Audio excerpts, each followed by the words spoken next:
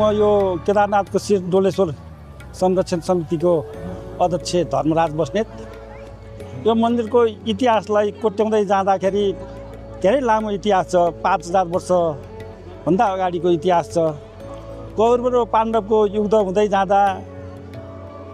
कौरवहरूले विजय हासिल गर्न सकेनन्, पाण्डवहरूले विजय हासिल गरे। गर्दै गर्दा पाण्डवहरूले भाइ दोध हत्या गरिसकेपछि उत्तराखण्डको बाटोको यात्रा तय गरेर केदारनाथको दर्शन गरेर आफ्नो पाप मोक्ष गर्नलाई अगाडि बढ्दै गर्दा भगवान् केदारनाथले यी पापीहरूलाई दर्शन गर्ने समय आइसकेको छैन, त्यस कारणले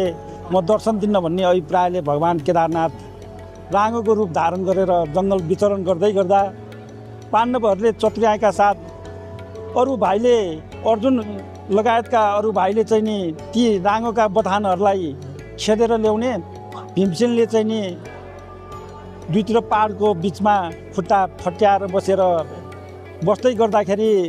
धेरै राँगोहरू सबै त्यो खुट्टा मुनितिरबाट गए। एउटा त्यो मध्येको उत्तम राँगो त्यो खुट्टा मुनितिरबाट नगइसकेपछि चतुर्याई भीमसेनले